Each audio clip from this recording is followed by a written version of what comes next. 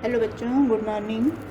आज हम आपको अर्थशास्त्र में सांख्यिकी पुस्तक से लेसन 3 आंकड़ों के संगठन में वीडियो 2 के आगे, वीडियो 2 में आपको बताया था अपवर्जी और समावेशी विधि, तो उससे रिलेटेड कुछ क्वेश्चन और कुछ परिभाषाएं समझाएंगे। तो सबसे पहले आपको बताएंगे कि समावेशी वर्गांतर को अपवर्जी वर्गांतर में कैसे बदलते हैं। यदि वर्गांतर समावेशी है तो उन्हें तुरंत अपवर्जी वर्गांतर में बदल देना चाहिए।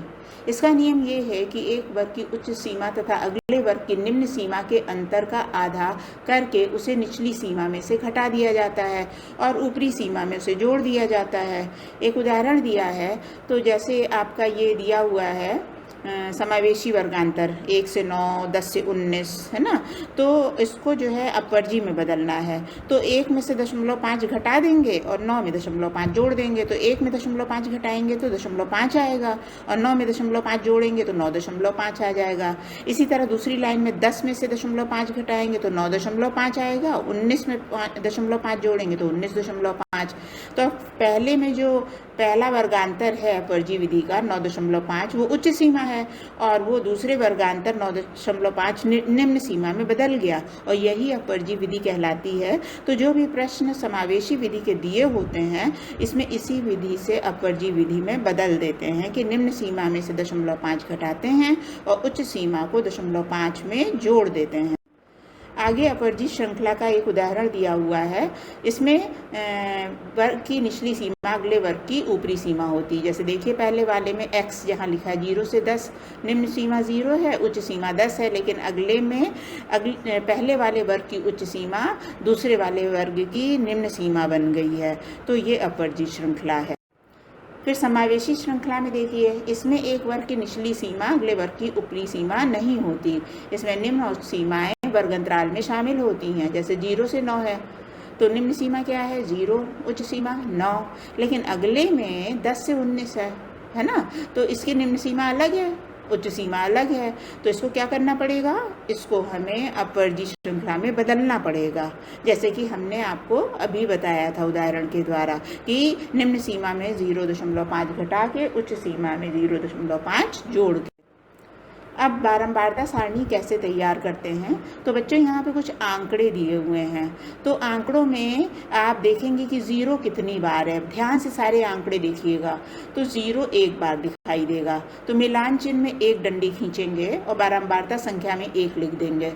फिर हम 1 को देखेंगे तो पहली लाइन में 1 काउंट कर लेंगे कितने हैं। तो पहली लाइन में 1 जो है वो 3 है, दूसरी लाइन में भी 1 हम देख रहे हैं कि 3 है, और तीसरी लाइन में 1 बार है, तो कुल कितना हुआ? 7 बार। तो अब इसके मिलान चिन्ह बनाने की विधि है कि आपने 4 डंडे खींच के 5वां डंडा तिरछा काट दिया, फिर 6ठा डंडा और 7वां डंडा, है ना। तो कुल 7 बार डंडे खींचे तो बारंबारता यानी अंक कितना आया? 7। इसी प्रकार 2 को गिनेंगे तो 2 में आप देख रही हैं कि बारंबारता 15 है। तो 1, 2, 3, 4 के बाद 5वां डंडा तिरछा, फिर 6, 7, 8, 9, 10वां डंडा तिरछा, फिर 11, 12, 13, 14, 15वां डंडा तिरछा। इसी प्रकार बाकी संख्याओं से हम बारंबारता सारणी बनाते हैं। अब है निम्नलिखित आंकड़ों के आधार पे 7 का वर्ग अंतराल लेकर समावेशी विधि के द्वारा एक बारंबारता वितरण बनाइए। तो इसमें कुछ आंकड़े आपको दिए हुए हैं और कहा गया है कि 7 का वर्ग अंतराल हो, है ना। तो 0 से 7 के बीच में आपको देखना है कि कितने नंबर आए हैं इसमें। तो 0 भी होना चाहिए, 1, 2, 3, 4, 5, 6, 7 तक। तो इसी तरह आप पहली लाइन में गिनेंगी कि 0 से लेके 7 तक कितने हैं। तो हम देख रहे हैं 7 है और 2 है और 4 है, 3 हो गए, है ना। और दूसरी लाइन में 1, 2, 3, 4, तो दूसरी लाइन में 4 हो गए। इसी तरह से अन्य लाइनों में हम देखेंगे तो हम देखते हैं कि कुल 15 हैं 0 से 7 के बीच में। तो मिलान चिन्ह कैसे लगाएंगे? 1, 2, 3, 4, तिरछा लाइन 5 हो गया, 6, 7, 8, 9, तिरछा लाइन 10 हो गया, 11, 12, 13, 14, तिरछा लाइन 15। इसी तरह 8 से लेकर मतलब 8 को शामिल करके 15 तक कितने हैं? 15 हैं, तो इसकी बारंबारता 15 हो गई। अन्य अंकों को भी इसी तरह मिलान चिन्ह लगाएंगे और उनकी संख्या लिखेंगे।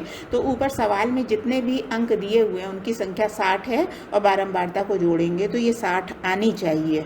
इसका मतलब तब आपने मिलान चिन्ह सही बनाया है और बारंबारता सही लिखी है। फिर नेक्स्ट आता है सूचना की क्षति। बारंबारता वितरण के रूप में आंकड़ों के वर्गीकरण में एक अंतर्निहित दोष होता है जिसको हम कहते हैं सूचना की क्षति। ये जो है आंकड़ों का सारांश प्रस्तुत करके उन्हें संक्षिप्त और बोधगम्य तो बनाता है, लेकिन इसमें विस्तृत विवरण नहीं होता जो अपरिष्कृत आंकड़ों में पाया जाता है। यद्यपि अपरिष्कृत आंकड़ों को वर्गीकृत करने में सूचना की क्षति होती है, तथापि आंकड़ों को वर्गीकरण द्वारा संक्षिप्त करने पर पर्याप्त जानकारी मिल जाती है।